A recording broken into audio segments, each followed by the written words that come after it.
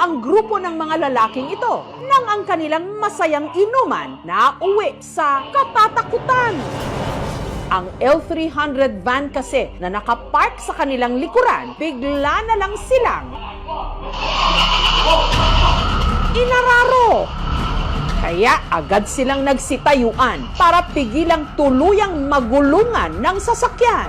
Nawala na talaga ang kanilang amats ng kanilang napagtanto na umandar ang L300 van nang wala namang kahit sinong nagmamaneho. Nakatago yung susi, ba't umandar yung FB? Parang horror na gusto niya banggahin kami lahat. Natanggal yung lasing namin nung nangyari yun. Na-shock lahat eh. Ngayon pa lang, inuunahan na raw nila kayo. Hindi raw ito kaso ng mechanical error, kundi real-life horror.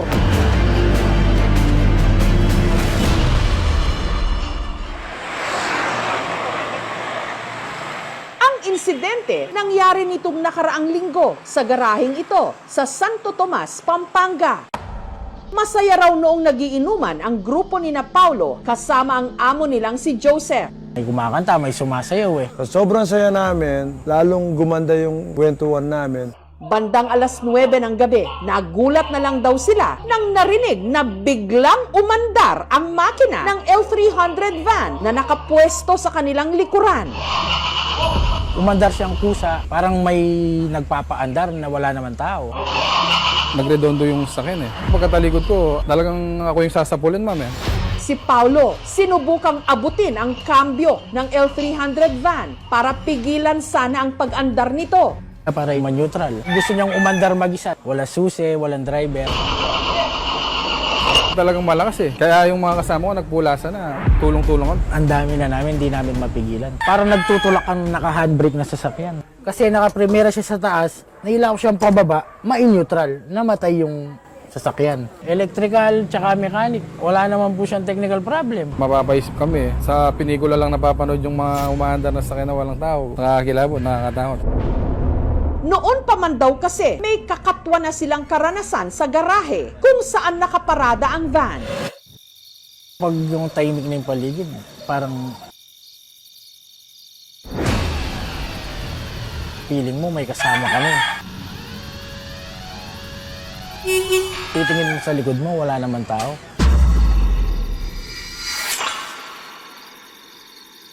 Parang may sumusunod sa'yo pag lumalakad ka.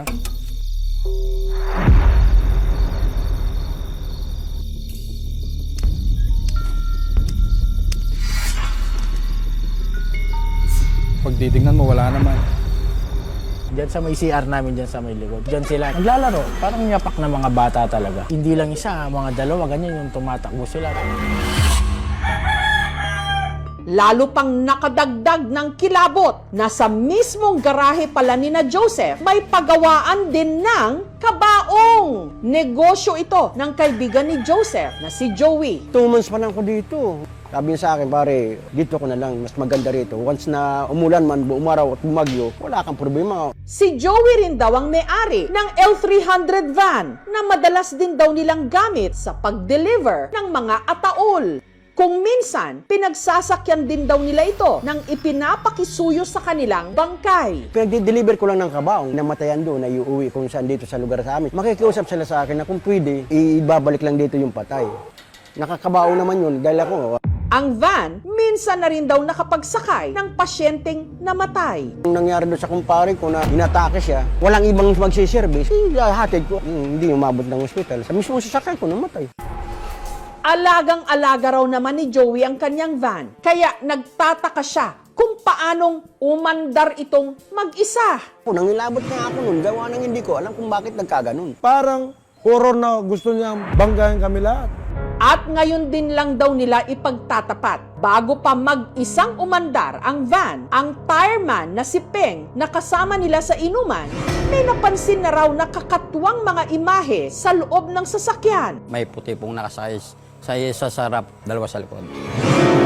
Hindi po gano'ng aninag po yung mukha. Natakot po ako, ma'am. Nangilabot po ako eh. Wala, halos lahat hindi kumikibo sa nangyari. Sa hiling na rin ni na Paulo, nagsama ang aming programa ng paranormal researcher. Sa paglilibot ni Ana de la Cruz, ano kaya ang kanyang madidiskubre? Gugulong na ang nakakakilabot na paranormal investigation. Andito yung batang babae. Susunod na! Yan, boss, kakayanin ng ghetto.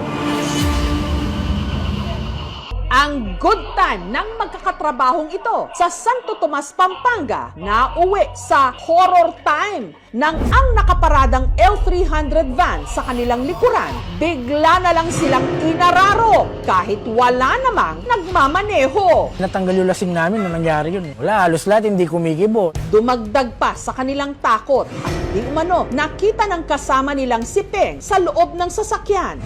May puti pong nakasakay sa sarap, dalawa sa likod. Hindi po gano'ng aninag yung mukha.